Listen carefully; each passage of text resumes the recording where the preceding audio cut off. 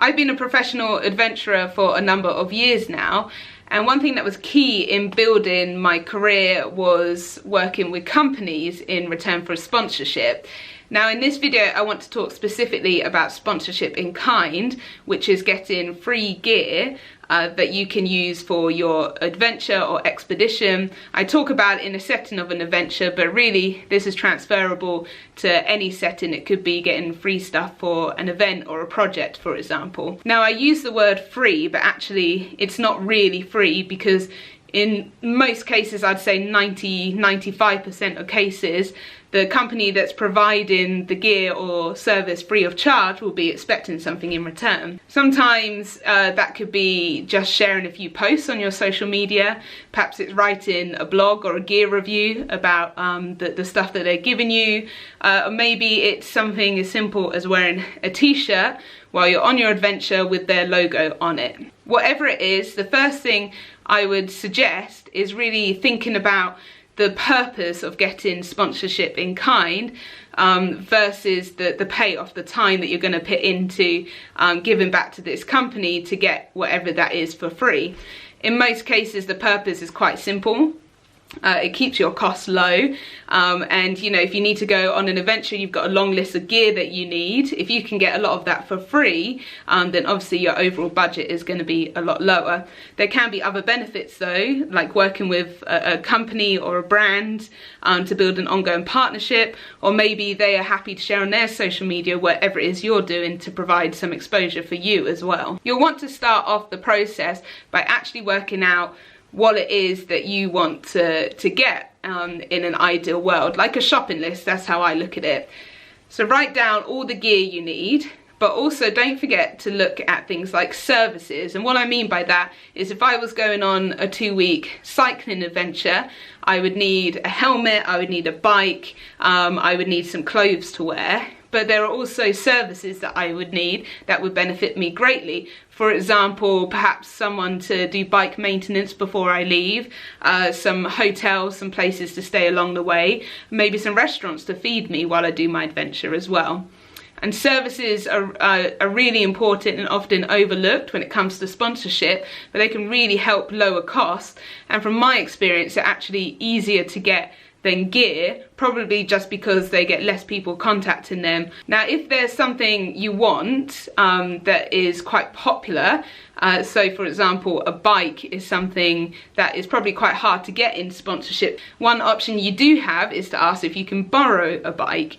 And this is really very low risk for a company. Often they have second-hand used bits of gear lying around, and they'll be more than happy to give it to you for the time scale that you need. And often that comes with less expectations in terms of the work that you're going to put in and the exposure that you're going to give them. Now you know exactly what it is that you're going to try and get. You want to create a list of all the companies you can find that sell that product that you want, or provide the services in the areas that you are looking for. Make this list as long as you can. You want to do all the research in advance. It will make make your life a lot easier, and keep that all in a neat spreadsheet so that you can keep track of who you've contacted, when you've contacted them, and the replies you get, so that you don't accidentally email the same person twice. One tip for compiling this list is to go into a shop and to look at the brands that you can see there. So probably the most obvious brands will come to mind, the big brands, but if you can target medium and smaller companies, they get a lot less asks on a weekly basis. It's also great to highlight any companies that you have a link with, or that your project or adventure has a link with. So that could be that they are local to where you grew up. It could be that if you're doing it for a cause, maybe they have a connection to that cause, or maybe you're doing a certain adventure that ties in really nicely to their brand name or their brand ethos. And if a company can find a link to what you're doing, then they're much more likely to be engaged. And it's the same for local companies. They like supporting people in their local area. And if you do have a contact, like a friend that works somewhere, even better, because that personal approach makes all the difference. Now you've got your list, you want to start contacting those companies. So draft an email. I like to keep it nice and short. No one's got time to read long emails. Make it very personal. Think about telling the story of who you are and what it is you're doing. The most important focus of the email though will be what will they be getting back. If you are saying, I can offer in exchange post on my social media, really sell your social media. Say how engaged it is, how many followers you have. If you've got an idea to wear a t-shirt, say, I'm going to wear this t-shirt, I'm going to be doing this exciting thing, hundreds of people are going to see your logo.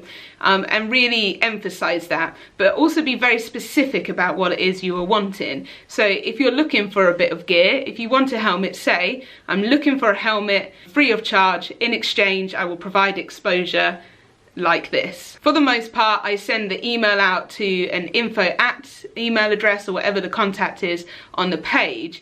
If there's something I'm wanting that's very specific, like there's a really specific brand that I want to work with, or it's just a case that there's really not that many options for what I'm looking for, then you want to try and make it a little bit more personalized and try and find a name of the person in the company that you can contact directly. In most cases, this will be the person working in marketing and comms. It's really important that after you've sent the email, you chase them if you haven't heard back in a week. I get more successes on my chase emails than I do on my original emails. Send a nice friendly chase email and remind them that you're still waiting for a response.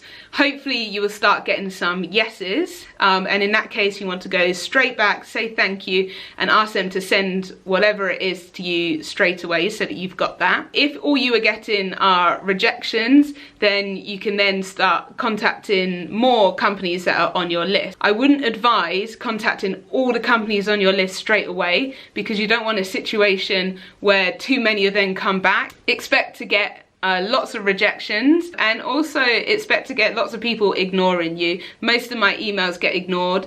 Don't take this to heart. This is just part of the process.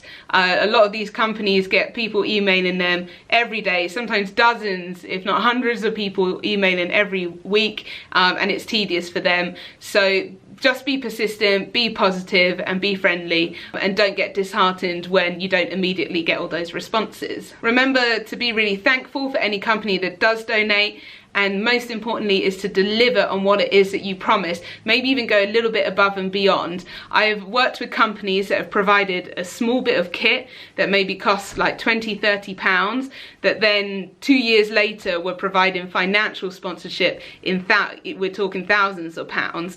So it's really important that you keep those relationships and that they learn that they can trust you, because you never know where that'll take you down the line. One nice touch is to send them a little thank you, maybe while you're on your adventure, or some photos from your project afterwards. A question that I get asked lots is, how big does your following need to be before you can start approaching companies?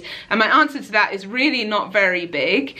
For companies, it's pretty risk-free to provide a little bit of gear or a little bit of a service to someone that's doing something exciting, and that's because for them they just lose the cost price on whatever that is, which is going to be a lot less than whatever the retail price is. A lot of it's just maybe about confidence and selling your story and selling yourself and what it is that you're doing. And one final tip I would give is, it can be very exciting when a company comes back and they want to give you a freebie, and don't instantly say yes. Really look at what it is that they require and they're asking of you. And sometimes you get companies that really ask a lot. If you're putting in a lot of work and you've got a lot of pressure, that can be quite a horrible thing to have on your shoulders. And from my experience, if companies are asking a lot, they're going to be the ones that are going to be pestering you and continue to pester you, so it might not be worth it. Hopefully that's given you some tips to get going. I put some useful links to articles that I've written on the topic of sponsorship and other areas that you might be interested in, and you'll find all those in the description, and I'd really appreciate if you could go and give me a subscribe.